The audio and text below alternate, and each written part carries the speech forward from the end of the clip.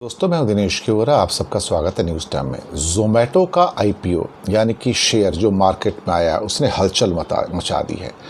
9,500 करोड़ रुपए का ये आईपीओ था। 40 टाइम्स ओवर सब्सक्राइब हुआ है ये, 40 टाइम्स। अब जितने भी ये हमारे स्टार्टअप्स हैं ये तो इस पर अर्निंग वगैरह तो होती नहीं है, इसमें कोई प्रॉफिटेबिलिटी किसी को होती नहीं है। प्रॉफिटेबिलिटी नहीं होगी तो इसमें डिविडेंड्स नहीं मिलेंगे। अल्टीमेटली शेयर होल्डर्स को पैसा मिलेगा कहाँ से? और ये पहला ऐसा जो कंपनी इतना ओवर सब्सक्राइब हुआ है, लोगों को पता है कि लगातार कई साल से भारी नुकसान के अंदर है और कहते हैं कि हम अर्निंग रेशो में तो यकीन नहीं करते, हम तो बर्निंग रेशो में यकीन करते हैं। यानी कि हम तो खुद कह रहे हैं कि हम लॉस में रहेंगे हमेशा। अब एक ऐसा बिजनेस मॉडल जो लॉस के ऊपर चल रहा है, लगातार लॉस पे ही काम करेगा और उसके बाद भी वो लोगों को कन्विंस कर पाएगा कि आप मेरे अंदर पैसे लगाओ, सुनकर आपको हैरानी होगी। एक दूसरा लॉस मेकिंग पेटीएम, इंडिया का सबसे बड़ा पेमेंट गेटवे, अब उसके 16,000 करोड़ का एक आईपीओ आ रहा है, शेयर्स आ रहे हैं, वो भी ऐसे ही ओवर सब्सक्राइब हो जाएगा। लोग कुएं में पैसे क्यों डाल रहे हैं, ये मेरी समझ से बाहर है।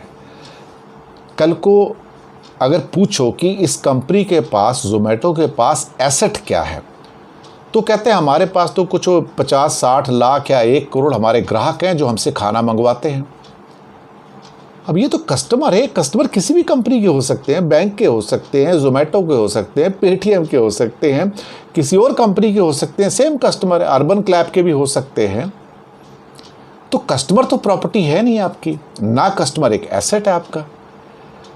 बड़ी अजीब सी कहानी है कि बाकी इनके पास कोई एसेट है नहीं कि जिसको कहा जाए भी कभी कोई लॉस में चलेगा तो उस एसेट को बेच के पैसे रिकवर करके शेयर होल्डर को दे देंगे। कुछ है ही नहीं इनके पास। कुछ एम्प्लॉयज़ हैं, किराए के ऊपर इनके ऑफिस है मोस्टली, अपना तो मुझे लगता कोई ऑफिस इनका होगा नहीं, जो ऑफिस होंगे किराए पे होंगे। तो इक्विटी बेच बेच के तो ये खर्चा चलाते हैं। अब ऐसा मॉडल कब तक चल पाएगा मेरी समझ से बाहर है।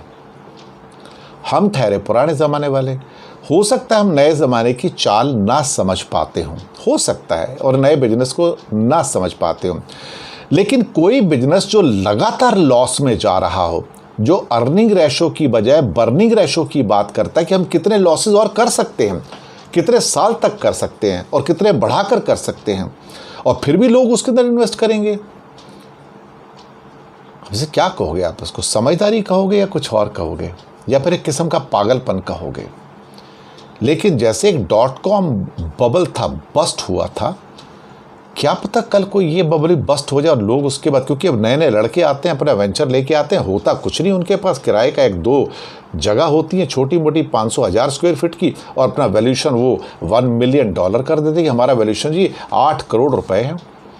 उनके पास एसेट के नाम पर कुल मिला के 8 लाख रुपए नहीं होते और कहते हैं हमारा वैल्यूएशन 8 करोड़ है।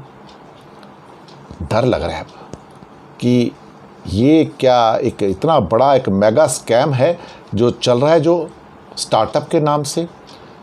नहीं पता, क्योंकि बहुत सारे स्टार्टअप इंडिया में और हैं जो बड़े थे पहले, फ्लिपकार्ट, अमेज़न, सारे लॉस में हैं। उसके बाद भी लोग कहते हैं कि नहीं ये कामयाब है।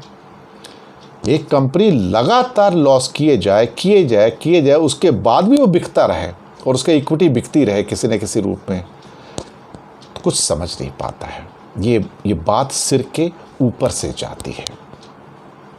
नहीं बता सकते कि इसका एंड रिजल्ट क्या होगा, लेकिन कम से कम मैं ऐसी कंपनी के अंदर पैसे नहीं लगाना चाहूँगा। और जो लोग ये प्रोग्राम देख रहे हैं वो 100 बार सोचें, जो कंपनी प्रॉफिट के ऊपर काम ही नहीं करती, वो कहते हैं प्रॉफिट अर्निंग मेरा ऑब्जेक्टिव ही नहीं है, उसके ऊपर आप कैसे अल्टीमेटली पैसे लगा सकते हैं लंबे टाइम के लिए।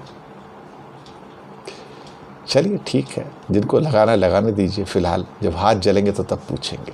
शुक्रिया।